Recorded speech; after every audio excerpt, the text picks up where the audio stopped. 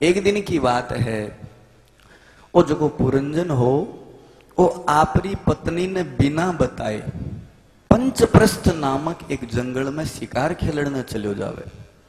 पंचप्रस्थ नामक जंगल में जिये ही शिकार खेलने गयो और खेल करके वापिस आयो। आकर के देखे तो भी महल के महीने बा पुरंजनी दिखाई कौन दी। अब बड़ी चिंता होगी कि हमारी रानी कट गई। आकर के दास दासिया ने पूछो सगड़ा ने, अरे भाई मारी रानी जी कट है, थारी रानी जी कट है, मारी धर्मपत्नी कट है, अर्धांगिनी कट है। कोई उपाय कौन देवे, कोई जवाब कौन देवे। अंत में एक दासी कहो, महाराज थारडी धर्मपत्नी तो कोप भवन में रूस करके बैठा है। अब पुरंजन जी महाराज जा करके पगा में पड़ गया, क्षमा याचना करे, देवी बता तेरो कौन अपमान करियो, अभी तेरे सामने बिरो गड़ो काट देस्यूं, तेरी बीनने तेरो कहणो कोनी मान्यो के अभी तू बतावा ने मैं दंडित कर देस्यूं। छोरा तन कोई चीज कौन लियार दी के बता तो सरी के बात हुई। महाराज पुरंजनी तो बोलणो दूर टस की मस को नहीं हुए, हाल ही को नहीं। पुरंजन मन में विचार करियो किया मनावा है। तो पुरंजन पगा में पड़ जावे, जोर जोर रोन लाग जावे, देवी बात बता गलती की। अब पुरंजन ने जब कोई जवाब कौन मिलो तो पुरंजन ने याद आयो, ओहो आपा बिना पूछे चलिया गया। होम मिनिस्टर की आज्ञा के बिना महाराज पतिदेव घरों बाहर निकल कौन सके, तो बिना आज्ञा जाया तो वही फल हुए। पुरंजन महाराज अब तो पगा में पड़ गया, गिड़गिड़ान लाग गया, देवी आ भूल मेरे होगी, आज होगी तो मन माफ कर दे, आगे कदे ही भूल को नहीं हुए। जिया लुगाया आप रहे, लुगाया ने राजी करे नहीं, पति पग पकड़ रहे, केटा भाई करे कौन करे, सुनने में आई है करे। तो जिया ही पुरंजन भी पग पकड़ लिया और देवी क्षमा याचना मांगी कि देवी गलती होगी तू मन माफ कर दे। जिया ही पग पकड़िया जना बा पुरंजनी राजी होगी। अब महाराज बा पुरंजनी मुस्कुरावे और पाछे पति ने सागे लेकर के भोग विलास में लाग जावे। देखो वो पुरंजन भी पुरंजनी के इतनो अधीनस्थ हो जावे, जिया बा नचावे बिया नाचनो पड़े, क्वचती हसती हस्ताभ्याम बाके हंस तो हंसनो पड़े, बाके रो तो रोनो पड़े। यानी पुरंजनी आपके अंतर्गत भी पुरंजन ने कर लियो, जिया वो पुरंजनी बा नचावे बिया बिन नाचनो पड़े। अब इया करता करता बहुत समय बीत गयो। एक दिन की बात, पुरंजन ने ठाको नहीं पड़ियो के बीकी नगरी के ऊपर एक चंडवेग नामक गंधर्व आक्रमण कर दियो। और महाराज वो जो चंडवेग गंधर्व है वो बड़ो विचित्र है। इके कन्ने 720 सैनिक है, जका में 360 तो सैनिक है, 360 स्त्रियां सैनिक है, पुरुष और स्त्री सैनिक है। जबकि स्त्रियां सैनिक 360 है, बमे आदि काली सैनिका है, आदि गौरी सैनिक स्त्रियां है। 720 की सेना ने लेकर के वो चंडवेग गंधर्व भी 9 दरवाजाली नगरी पर आक्रमण कर दियो। महाराज अब 10 सैनिक, एक सेनापति एक बेचारो वो 5 फणाड़ो सांप कितनी रक्षा करे। लड़ता लड़ता एकदम सब घायल हो गया। अब पुरंजन है जके ने भी बूढ़ापो आ गयो भोग भोगता। एक दिन की बात है, भी पुरंजन के कने एक जरा नाम की लड़की हाथ में जयमाला लेकर के आवे, जो कि बड़ी ही विचित्र है। काली कड़ोटी शरीर से कोड टपकन लाग रियो है, हाथ में माला लेकर के बा जरा जिये ही सामने आई। पुरंजन घबरा जावे, बा जरा कह नहीं नहीं मैं थाने बहुत ज्यादा पसंद करूं, मैं थारा सागे ब्याह करशू। पुरंजन के ना जी मारो तो ब्याह करेडो है, मैं थारा सागे ब्याह करूं को नहीं। बा जबरदस्ती कर नहीं, ब्याह तो मैं करशू। पुरंजन मना कर देवे, बिन अपमानित करके धक्को देर निकाल देवे। तो बा बेचारी रोंती रोंती आपके भाई के करने जावे, भी भाई को नाम हो यवनराज भय। यवनराज भय ने जार के, भाई साहब मैं तो एक लड़को पसंद करियो मारे लायक, पण वो मारे सागे ब्याह को नहीं कर रही, मैं के करूं, मेरी इच्छा है मैं मेरे सागे ब्याह करूं। यवनराज वही कहो, देवी तू चिंता क्यों करने लग रही है बहन, आपने 2 छोटा भाई है, एक को नाम ज्वर है, एक को नाम प्रज्वार है। आ दोनों ने सागे ले जा, ये दोनों जनो हाथ पकड़ लेसी, एक दायों पकड़ लेसी और एक बायों पकड़ लेसी, तू जबरदस्ती भी गले में माला घाल दी, तेरो ब्याह हो जीसी।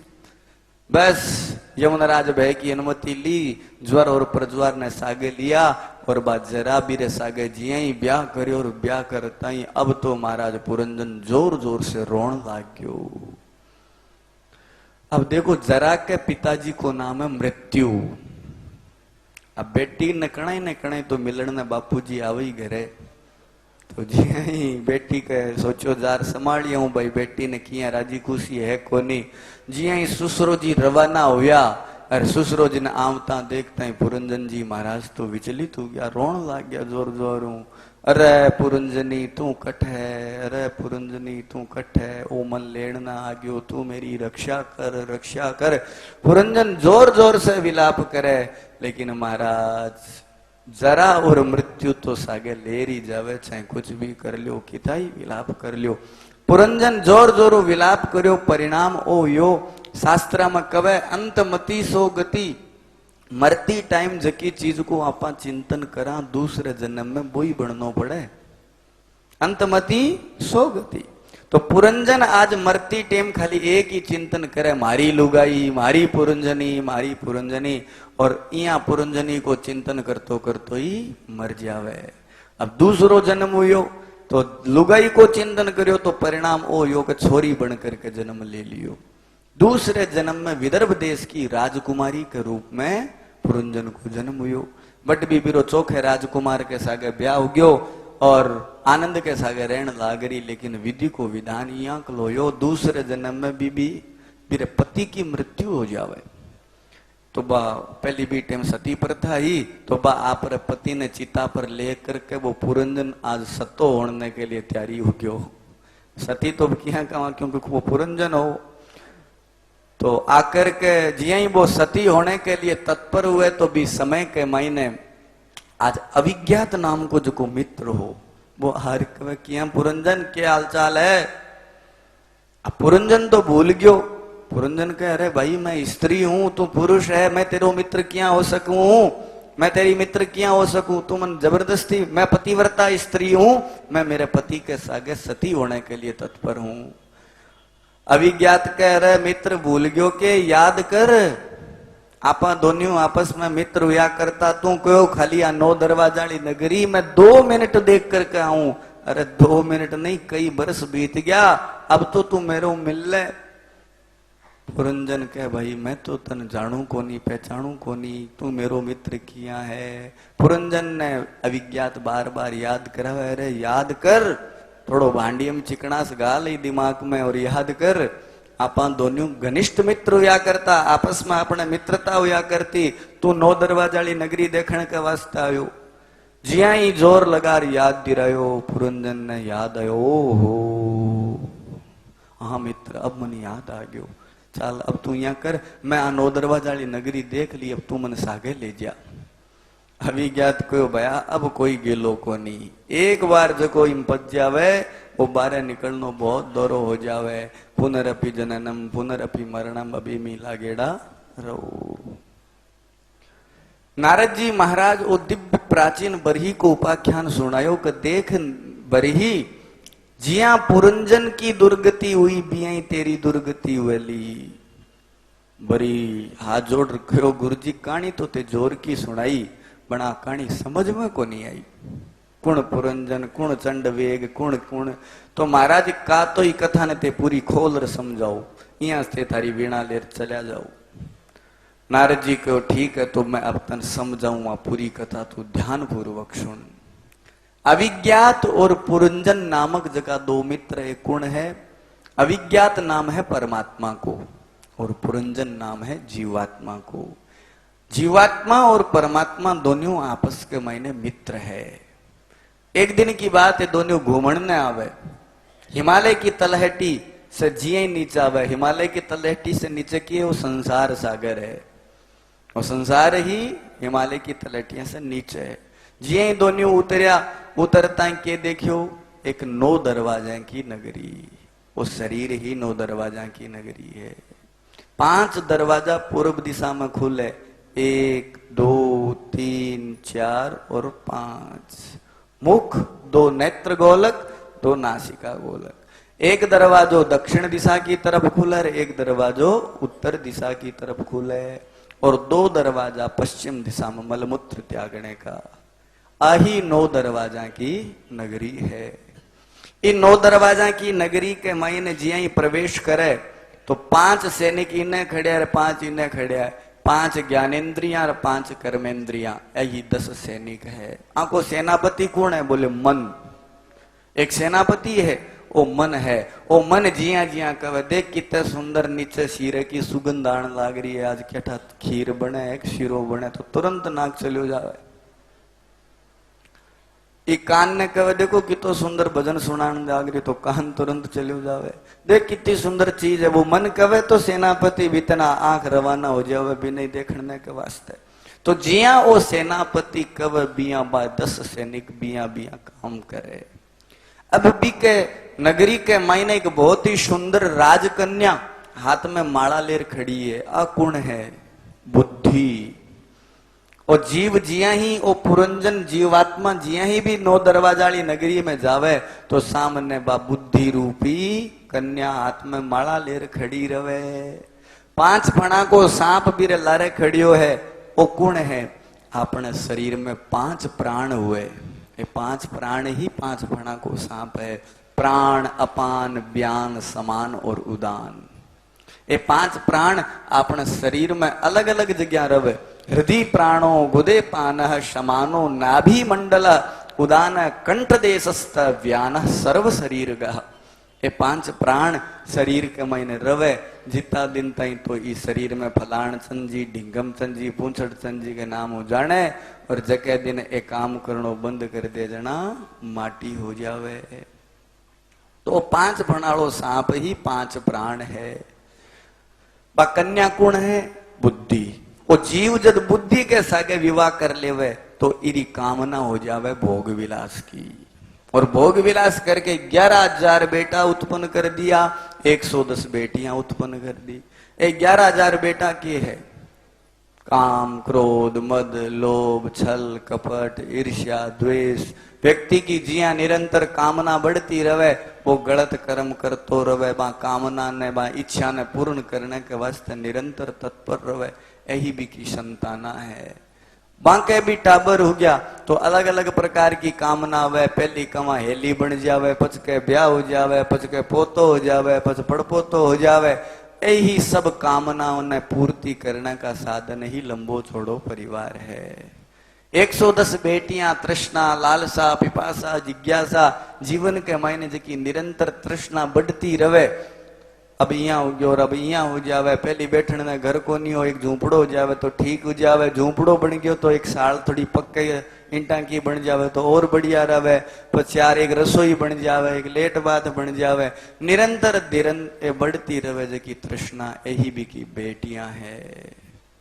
महाराज ओ पुरंजन एक दिन की बात है, पंचप्रस्थ नामक जंगल में चलो जावे, बिना लुगायूं पूछे बिना।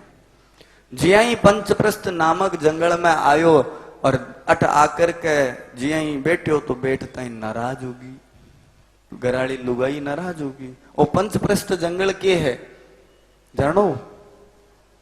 ते सगला अभी भी बैठा हो। इस सत्संग को नाम ही तो पंचप्रस्थ नामक जंगल है। आप सगला जगह जंगल में बैठा, वही पंचप्रस्थ नामक जंगल है।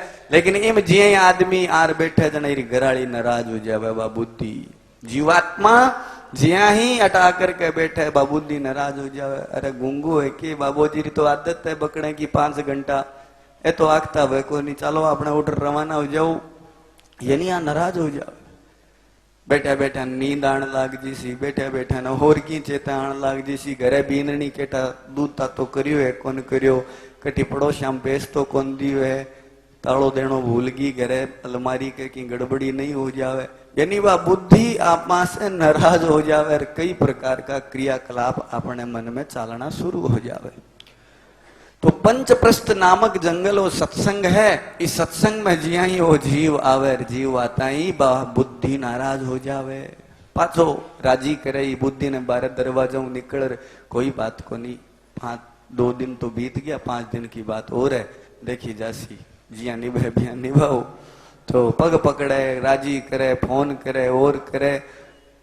आपरी पत्नी ने राजी कर लेवे, जिया ही राजी करी पुरंजन आपकी पत्नी बुद्धि ने, तो जिया बा हंसावे बिया हंसणो पड़े महाराज। बा बुद्धि कह तू हंस तो हंसणो पड़े आपन, बा बुद्धि कह तू रो तो आपन रोनो पड़े, बा बुद्धि कह चाल मंदिर चला दर्शन करने तो अपन रवाना हो जाए, बा बुद्धि कह नहीं नहीं कौन जानो नीचे कमरा में सुत्यो ही रहनो है तो सुत्या ही रहनो है। जिया बा बुद्धि क्वचित हसती हस्ताभ्याम, बा हंसावे तो हंसणो पड़े रे, बा रुवाने तो रुवानो पड़े। अब देखो एक दिन की बात, धीरे धीरे समय बीत गयो।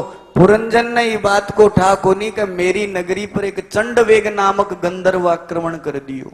वो चंडवेग गंधर्व के है 1 वर्ष, चंडवेग गंधर्व है 1 वर्ष। एक 360 सैनिक है और 360 ही स्त्री सैनिक है, गंधर्वियां। 360 गंधर्व है, 360 गंधर्वियां है। 360 गंधर्व है दिन, 360 दिन ही तो हुए, और 360 की गंधर्वियां बे राता हैं। आई 720 की सेना है। आदि गंधर्वियां काली है, आदि गंधर्वियां गोरी है। कृष्ण पक्ष की राता काली हुए और शुक्ल पक्ष की राता गोरी हुए।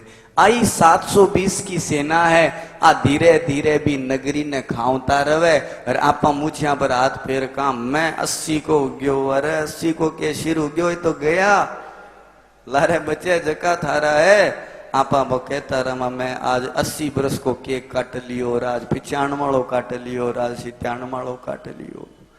महाराज वो चंड वेग गंधर्व 720 की सेना ने लेकर के भी शरीर ने खाओ तो रवे।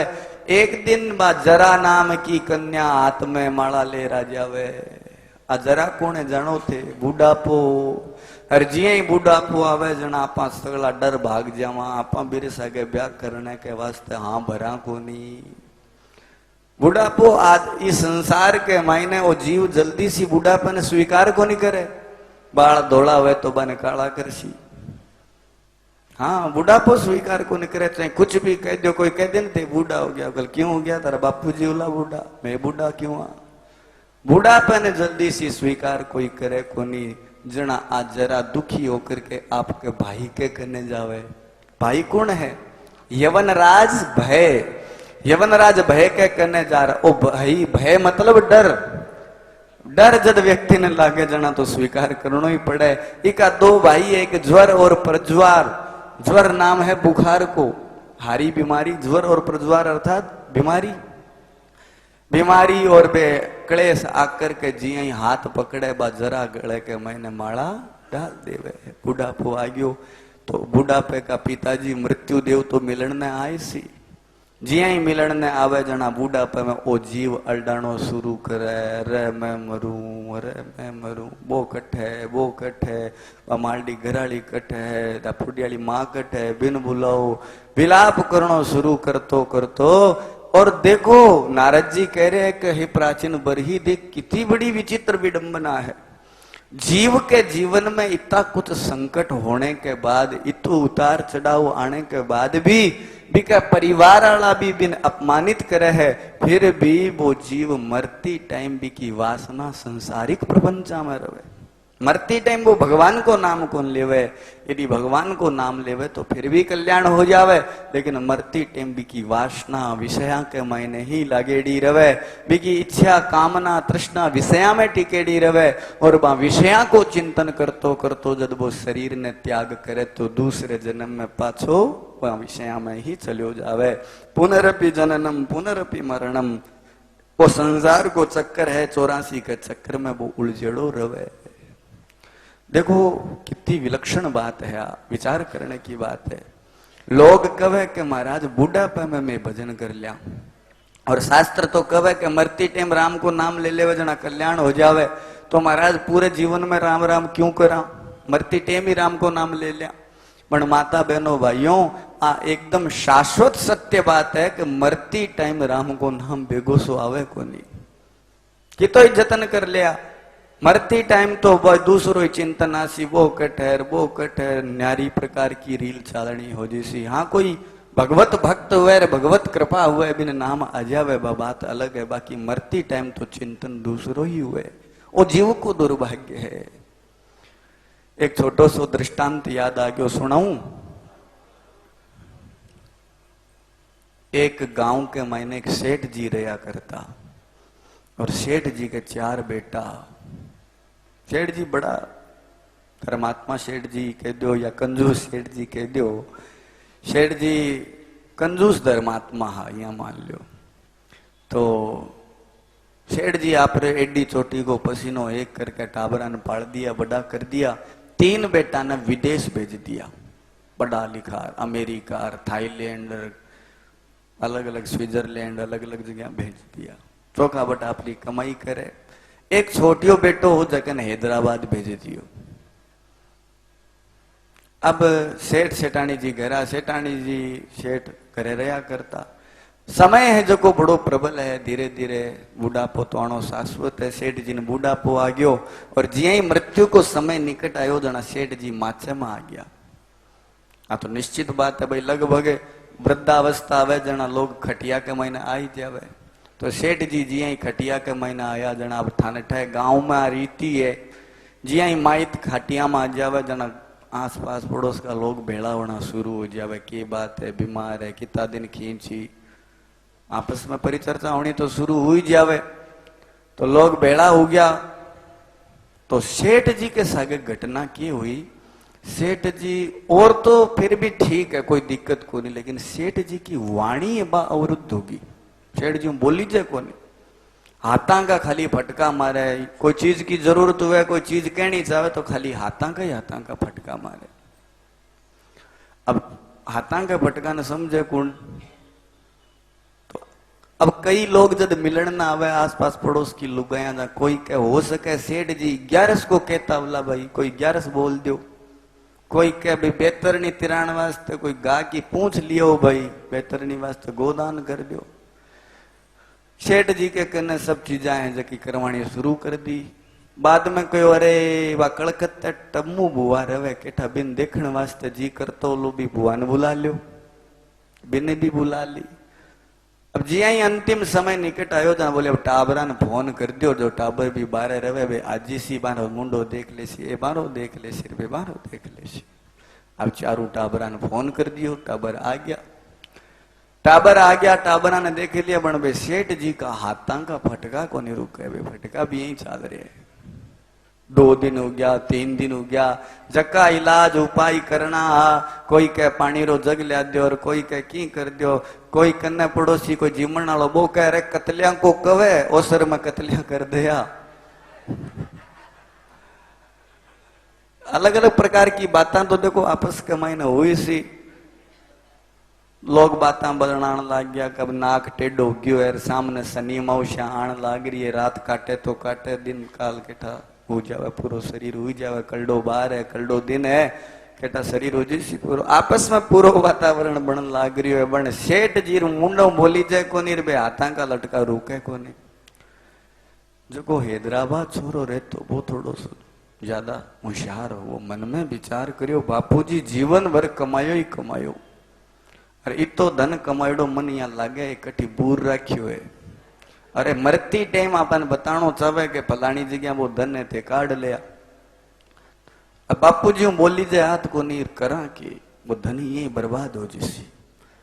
मुंडो उदास कर लियो। 3 भाई जगह बारे रहता, वे पूछो के बात है भाई उदास किए? बोले उदास तो मन थोड़ो डाउट होने लाग रही है, इस वास्ते चिंता हो रही है।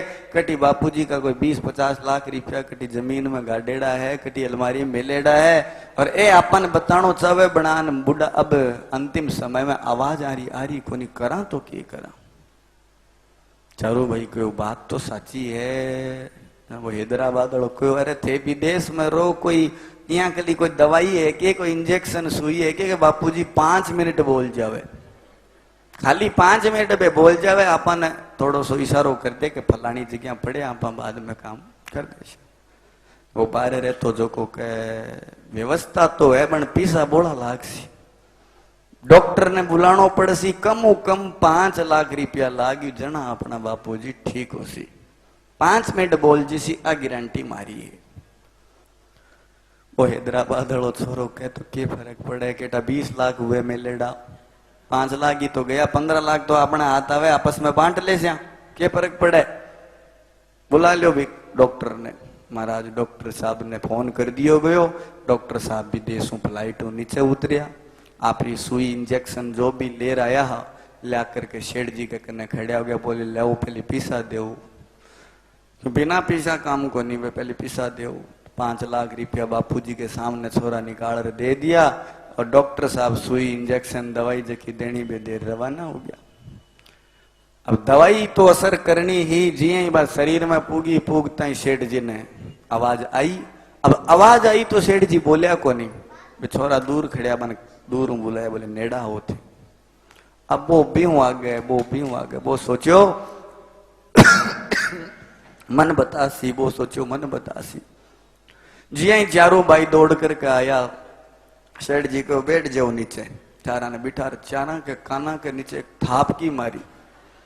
बोले अरे मूर्ख हूं मैं, 10 दिनों इशारो करण लाग रहा हूं, 10 रुपया की झाड़ू बकरी खान लाग रही है।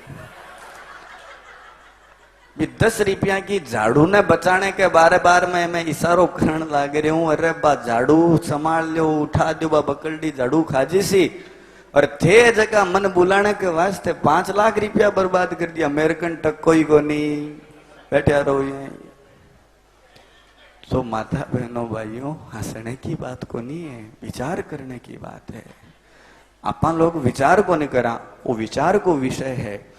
आपने जीवन के महीने भी वृद्धावस्था के महीने आपनो मन भी झाड़ू में ही लागेडो रवे।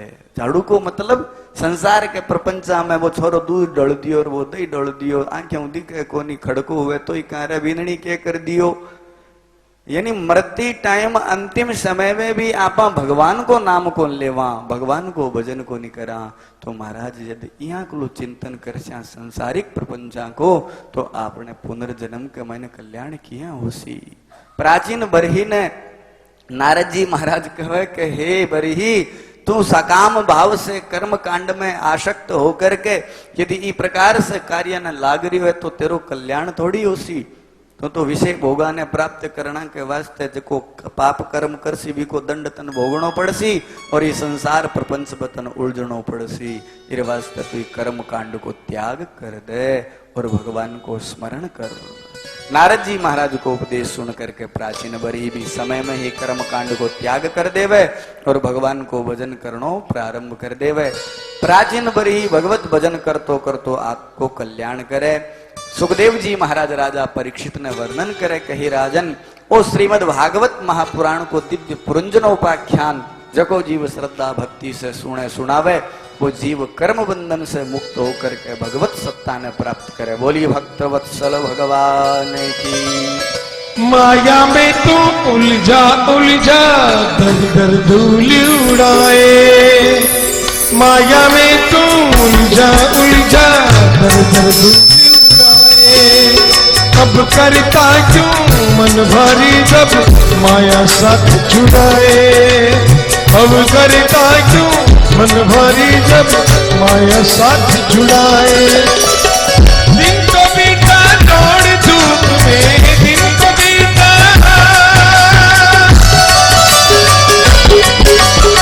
दिन को बीता दौड़ धूप में, ढल जाए ना शाम बोलो राम बोलो राम राम राम, बोलो राम बोलो राम राम राम। तेरे मन में राम, मन में राम, मन में राम, तेरे मन में राम। रोम रोम में राम रे, राम सुमिर ले ध्यान लगा ले, छोड़ जगत के काम रे। बोलो राम बोलो राम राम राम, बोलो राम राम, बोलो राम राम, बोलो राम राम राम।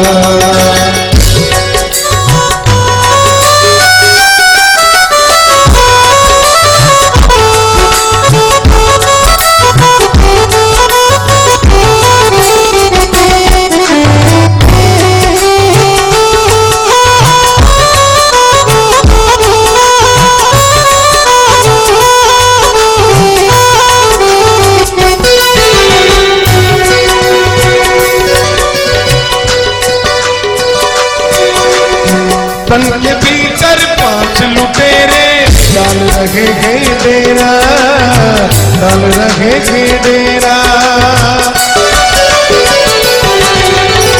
तन के भीतर 5 लुटेरे डाल रहे के डेरा।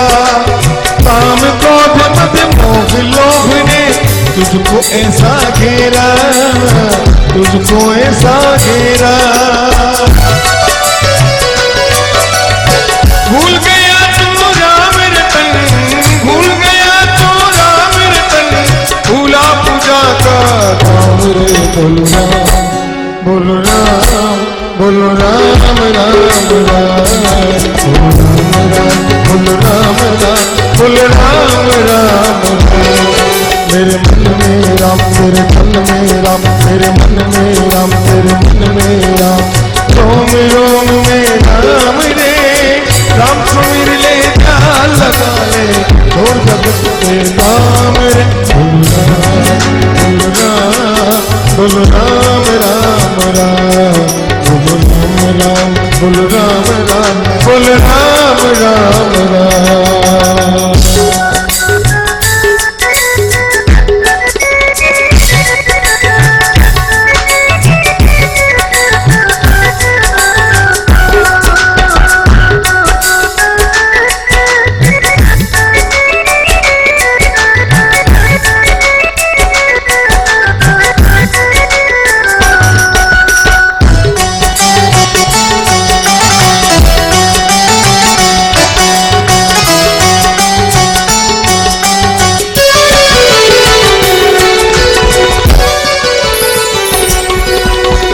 बचपन बीता खेल खेल में, बड़ी जवानी सोया, बड़ी जवानी सोया।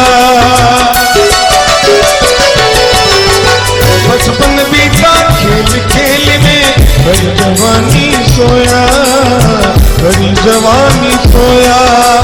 देख बुढ़ापा अब सोचे तू, क्या पाया क्या खोया, क्या पाया क्या खोया। एक बुढ़ापा अब सोचे तू, क्या पाया क्या खोया, क्या पाया क्या खोया। देर लगी है अब भी बंदे, देर लगी है अब भी बंदे, ले ले उसका नाम रे। बोलो राम, बोलो राम, बोलो राम राम राम, बोलो राम राम, बोलो राम राम, बोलो राम राम राम। मेरे मन में राम, तेरे मन में राम, तेरे मन में राम, तेरे मन में राम। रोम रोम में राम रे, राम सुमिर ले ध्यान लगा ले, छोड़ जगत के काम रे। बोलो राम, बोलो राम, बोलो राम राम राम, बोलो राम, बोलो राम राम, बोलो राम राम राम। तेरे मन में राम, तेरे तन में राम, तन में राम, तेरे तन में राम, तन में मन में, तन में तन में, तन में मन में, तन में तन में, मन में राम। सिया राम,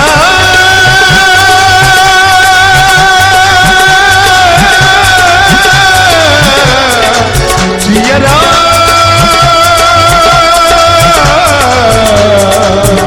सिया राम,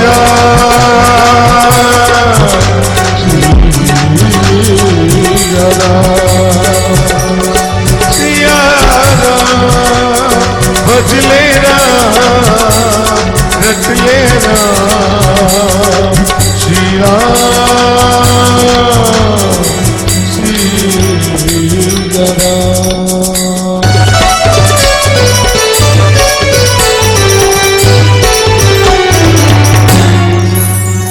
बोलिए भक्तवत्सल भगवान की जय हो। सुखदेव जी महाराज राजा परीक्षित ने वर्णन करता हुआ कवे कहे राजन, इस प्रकार से प्राचीन बरही पुरंजन उपाख्यान के दिव्य उपदेश ने श्रवण करके सकाम कामा से निवृत्त हो जावे और भगवत आराधना करके भगवत धाम ने प्राप्त करे। प्राचीन बरही का बेटा प्रचेतामा को जन्म हुए। प्रचेता भगवान शिव को रुद्र को गान करके भगवान शिव ने प्रसन्न करे और भगवान विष्णु से वर प्राप्ति करके आप प्रचेताओं को विवाह वार्क्षी के साथ हुए। वार्क्षी नामक जो कि वृक्षा की कन्या भी के साथ प्रचेता को विवाह हुए और आगे अठ द्वारा जो को दक्ष भगवान शिव के द्वारा वीरभद्र के द्वारा जो को वो गड़ो काट दियो गयो, बाद में बकरे को सर लगायो गयो। वो ही दक्ष दूसरो जन्म वार्क्षी के गर्भ से जन्म लेवे, अठ भी इको नाम दक्ष पड़े। प्रचेता भगवान विष्णु की और रुद्र की आराधना करता हुआ आपके बेटे दक्ष को राज्याभिषेक कर देवे और नारद जी महाराज से दिव्य उपदेश लेकर के प्रचेता मुक्ति ने प्राप्त करे। अठ श्रीमद् भागवत महापुराण को चतुर्थ स्कंद संपन्न हुए। पांचों स्कंद प्रारंभ करता हुआ सुखदेव जी महाराज वर्णन करे कि हे राजन, मैं तन की उत्तानपाद के वंश की कथा बताई। उत्तानपाद के वंश के बाद में मनु महाराज को जो दूसरो बेटो हो प्रियव्रत जी महाराज, वो मनु महाराज की गद्दी के ऊपर बैठे और बी के द्वारा वो धरती को जो वंश है सृष्टि क्रम वो आगे चले। तो परीक्षित के मन में शंका होगी, बोले महाराज थे बतायो कि प्रियव्रत जी महाराज तो बाल्य अवस्था में ही गंधमादन पर्वत पर तत्व ज्ञान को उपदेश लेने के वास्ते नारद जी महाराज से उपदेश लेकर के बढ़ चला गया है। तो महाराज बे वापिस लौट करके किया आया और आकर के आपके राज कार्य ने किया चलायो, किया विवाह करियो, तो आ कृपा करके मन बताओ। अट श्रीमद् भागवत महापुराण को पंचम स्कंद प्रारंभ हुए। परीक्षित उवाच प्रियव्रतो भागवत आत्मा राम कथम मुने गृहे रमत यदमूल कर्मबंध पराभवः। परीक्षित जी महाराज निवेदन करे सुखदेव जी से, महाराज गृहस्थ तो बंधन का हेतु होता है, घर में तो बहुत ज्यादा बंधन रवे, प्रपंच रवे। तो जगह प्रियव्रत जी महाराज बाल्य अवस्था में ही गंधमादन पर्वत पर चला गया, तो वे घर में रह करके किया कर्म बंधन से मुक्त रहा, किया संसार ने आगे बढ़ायो, ते कृपा करके मन आ कथा विस्तार पूर्वक बताओ। सुखदेव जी महाराज वर्णन करे कि राजन, प्रियव्रत जी महाराज तत्व ज्ञान को उपदेश लेने के वास्ते जब गंधमादन पर्वत पर बैठ करके साधना कर रहा, इनने मनु महाराज को वंश आगे चालियो कोनी, तो मनु महाराज प्रियव्रत के कने आपके बेटे के कने जावे और जार के बेटा तू गृहस्थ धर्म ने स्वीकार कर और मेरी जी की सृष्टि क्रम को ब्रह्मा जी महाराज मेरा पिताजी आदेश दियो तो इरमाइन से योग कर। तो प्रियव्रत जी महाराज मना कर देवे, बोले पिताजी मैं गृहस्थ में जाऊं को नहीं। जगो गृहस्थ धर्म में उलझ जावे बाद में वो भगवत आराधना भगवत भजन कर कौन सके। मनु महाराज बहुत विधि से समझावे, लेकिन प्रियव्रत जी महाराज माने को नहीं। मनु महाराज के बाद में देवऋषि नारद जी महाराज ने मनु महाराज कवे, तो देवऋषि नारद जी महाराज आकर के समझावे कि प्रियव्रत भगवान को आदेश पालन करनो भी भक्त को एक दायित्व है।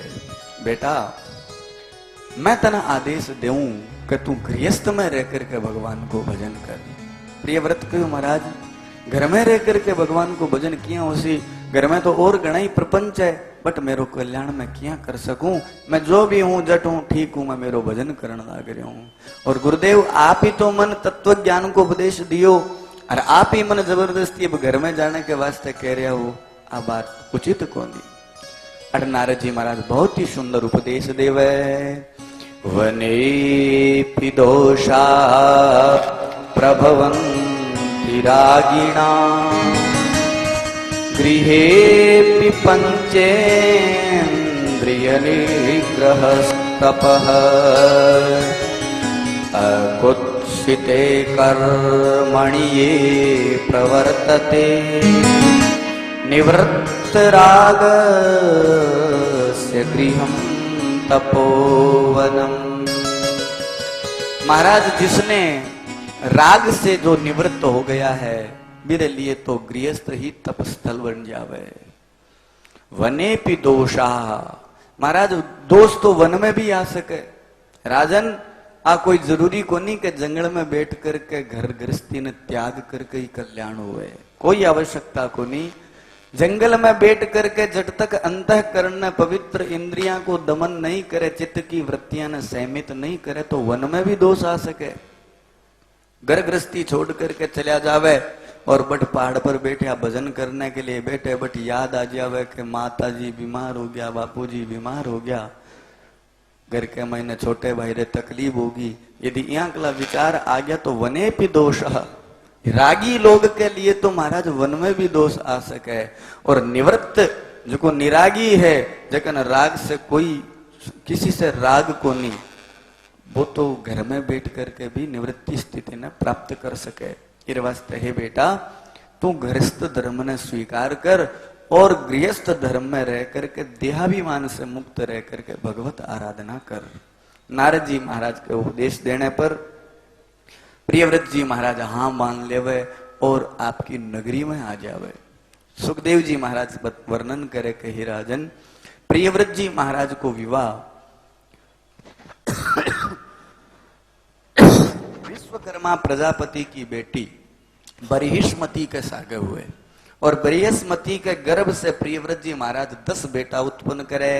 आगनिद्र, इद्मजीव, यज्ञबाहु, महावीर, हिरण्यरेता, धृतपृष्ठ, शवन, मेधातिथि, वितिहोत्र और कवि। ये 10 बेटा प्रियव्रत जी महाराज आपकी पत्नी बरिहिष्मती के द्वारा उत्पन्न करे। प्रियव्रत जी महाराज की धरती पर भगवान नारद जी महाराज के उपदेश ने स्वीकार करता हुआ संसार में रहते हुए संसार से उपराम रह करके भगवान को भजन करे। 11 करोड़ वर्ष तक इस धरती पर राज करे। एक दिन की बात है, प्रियव्रत जी महाराज के मन में एक भाव आवे कि मैं देखूं इस धरती पर दिन और रात 2 अवस्था हुए। तो दिन में तो लोग काम में लगेड़ा रहे, रात में सगड़ा सो जावे। संसार के महीने रात है जो कि जीव के लिए आलस्य प्रदान करे, तो जे वे तो आ रात हुए ही नहीं, केवल इस संसार में दिन ही दिन बनेड़ो रवे। यहाँ को संकल्प लेकर के प्रियव्रत जी महाराज सूर्य नारायण भगवान की 7 प्रदक्षिणा करे रथ के ऊपर बैठ करके। सूर्य नारायण भगवान ने कहा महाराज थे रात ना होने दो, दिन ही दिन रवे। सूर्य नारायण भगवान समझावे बेटा प्रियव्रत, भगवान को जो को भक्त हुए वो भगवान के विधि के विधान ने स्वीकार करे, वो ही भगवान को भक्त हुए। जो को भगवान के विधि के विधान ने स्वीकार नहीं करे वो भगवत भक्त कहने योग्य को नहीं। और तू तो भगवत भक्त है, रात दिन ये सब भगवान का बनाईड़ा विधान है बेटा, इन तू बदल मत। लेकिन प्रियव्रत जी माने को नहीं। तो नारद जी महाराज, ब्रह्मा जी महाराज और मनु महाराज आकर के प्रियव्रत ने समझावे कि बेटा तू ये कार्य ने रोक दे। ब्रह्मा जी महाराज नारद जी महाराज के उपदेश से प्रियव्रत जी महाराज पद की 7 परिक्रमा करके और पुनः आपकी नगरी में चलिया जावे। जबकि रथ के ऊपर सवार होकर के बे जबकि 7 परिक्रमा करी, तो रथ के पहिए से जबकि खाई खुदी भी से 7 समुद्रा को निर्माण हो गयो।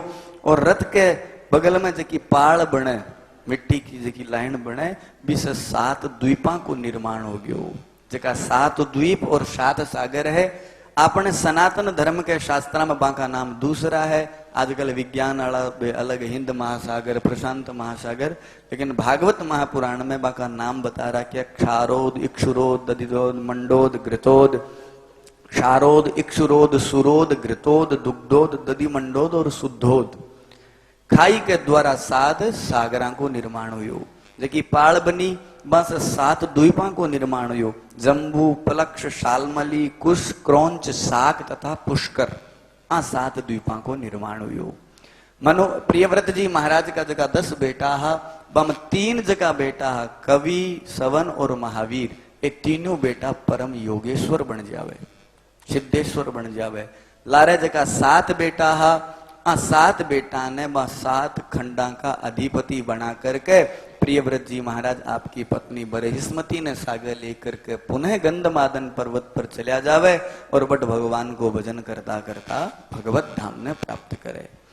अब जको मुख्य 7 खंडा में जको जम्बू द्वीप खंड हो, ये जम्बू द्वीप खंड का राजा बने महाराज आग्निद्र, जका प्रियव्रत जी महाराज का सबसे बड़ा बेटा है।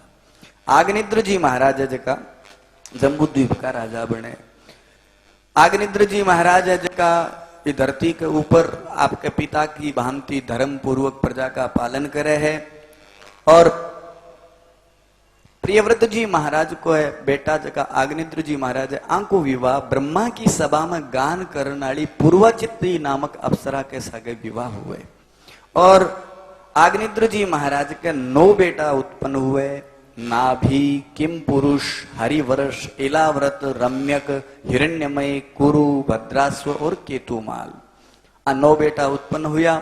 हम सबसे बड़ा बेटा हो जका को नाम हो महाराज नाभि।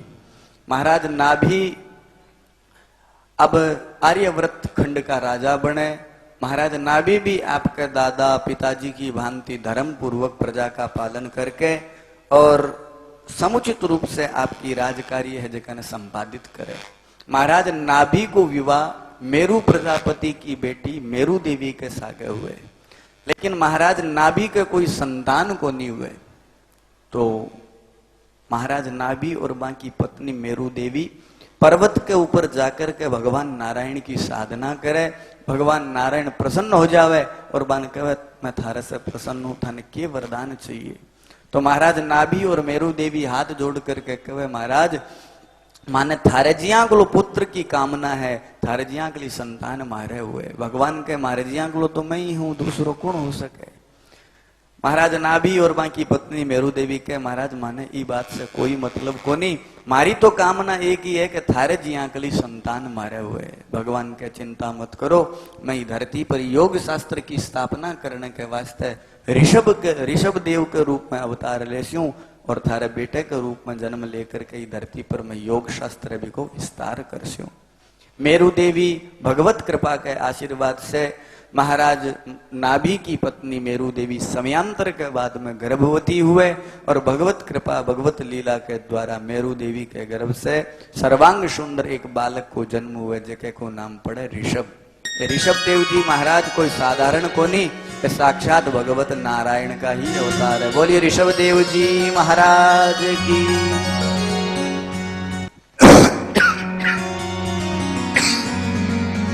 हाँ, ऋषभ देव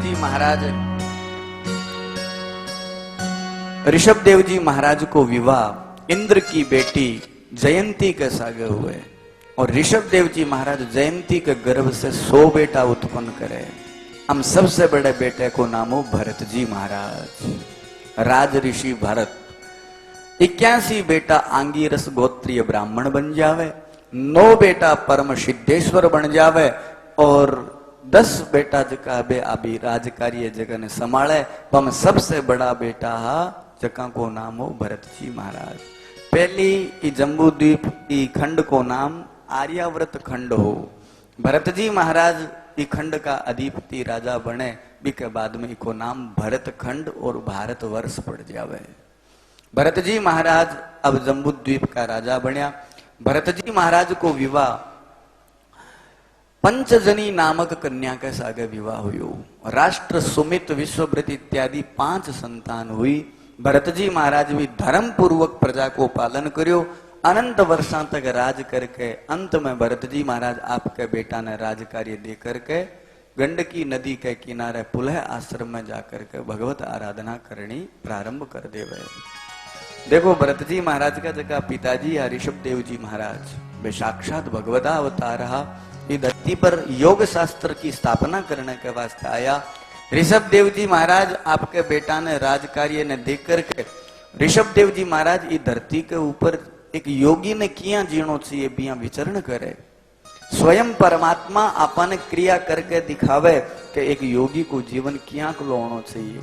तो ऋषभ देव जी महाराज आपरे बेटा ने परिवार ने राज वगैरह देख करके कणाई तो गूंगा बन जावे, कणाई बैरा बन जावे, कणाई एक वृक्ष के नीचे ही सूत्या रहे। तो यहाँ कली लीला जद करे जना परीक्षित पूछो महाराज ये सब लीला करने की क्या आवश्यकता है।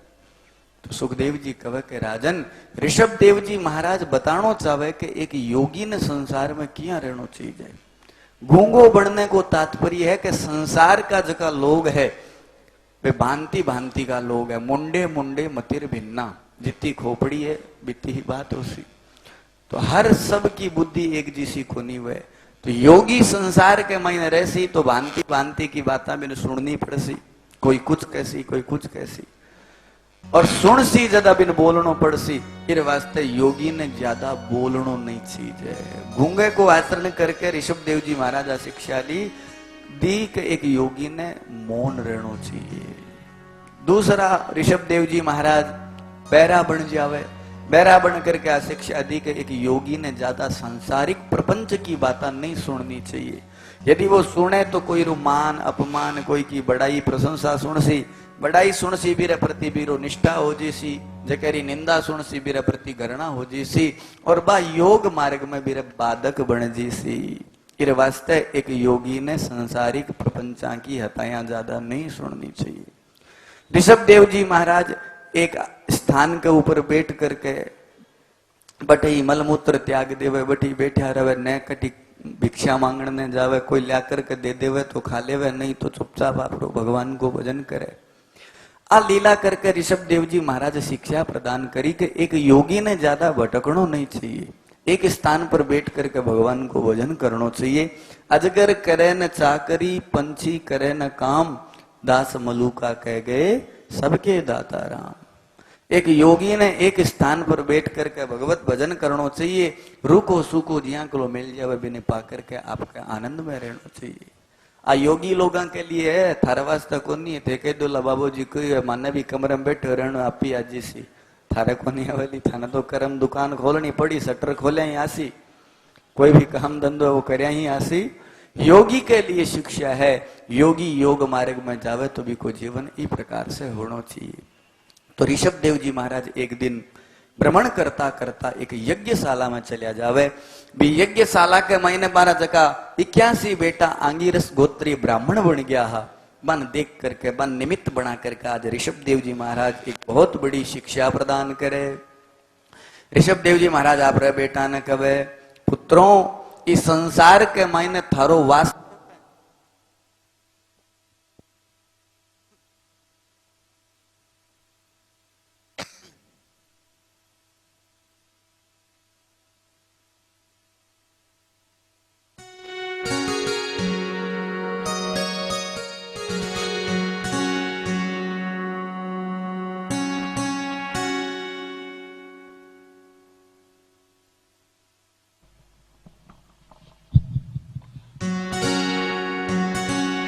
श्री कृष्ण गोविंद हरे मुरारी, हे नाथ नारायण वासुदेवा।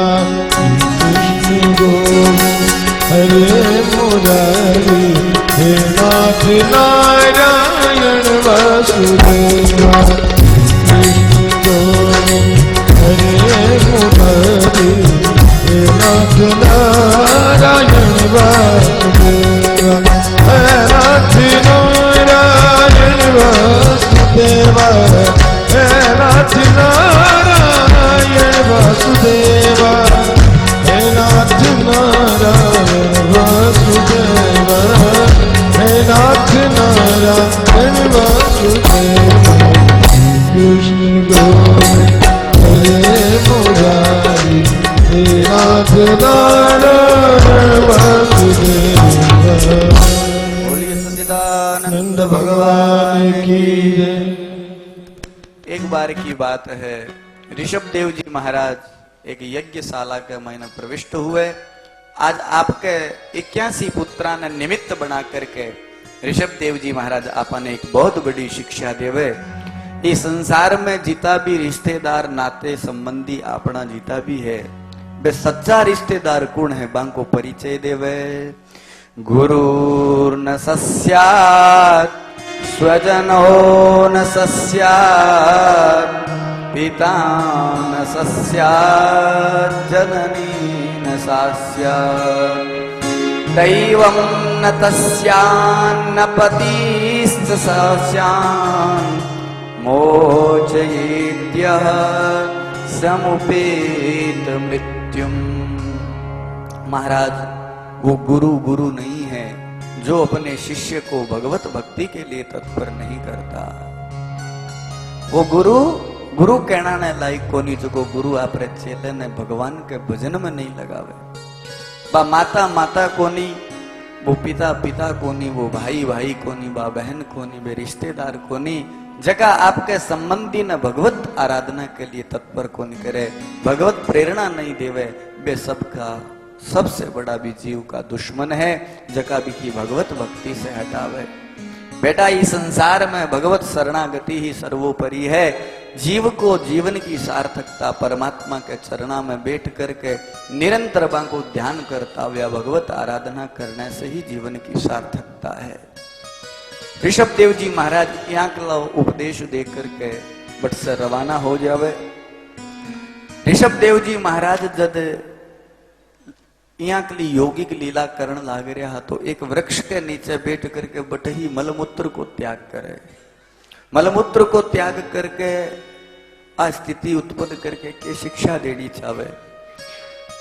एक योगी ने ज्यादा आवरण में प्रवेश नहीं होना चाहिए। यदि वो यहाँ के कृत्य करे तो भी करने जावे को नहीं। यहाँ के लिए यदि स्थिति कर रहा तो बाकी मलमूत्र से कोई बदबू को नहीं आ रही, कई कोसा तक सुगंधित समीर आया करती। बीच समय में अष्ट सिद्धियां और नवनिधियां आकर के ऋषभ देव जी ने प्रणाम करियो, बोले महाराज हे माने स्वीकार करो। ऋषभ देव जी महाराज मना कर दियो कि मन थारी जरूरत को नहीं, मन थारी कोई आवश्यकता को नहीं, ते चली जाओ। तो प्रश्न खड़े हुए, बोले महाराज ऋषभ देव जी मना क्यों करियो, अष्ट सिद्धियां ने नवनिधियां ने, चलो कोई बात को नहीं बे, आप जीवन में उपयोग को नहीं करता तो वह अष्ट सिद्धियां और नवनिधियों लोगों को तो भलो कर सका। तो ऋषभ देव जी महाराज कहे नहीं, एक योगी आपरी सिद्धियां में और निधियां के चक्कर में पड़ जावे तो वो आपके तत्व को विवेचन को नहीं कर सके, क्योंकि वो सिद्धियां में लाग दी सी जना लोग भी करने भीड़ लगा ले सी, बाबू जी आज भैंस के दूध को नहीं हुयो, आज टाबर है जो रोवे बहुत है डोरो बना दो, मारा तो बीननी है जो बहुत लड़ाई खोर है, बिन कोई मुंडो चुप करना लो, कोई लाज बताओ। यानी संसार में जीता लोग दुखी है बेबी के कने भीड़ लगा देसी, और वो भगवत आराधना से तत्व विवेचन से अलग हो जीसी और वहां प्रपंचा में उलझी सी। इस वास्ते के योगी ने ज्यादा सिद्धि और निधि के चक्कर में नहीं पड़ना चाहिए।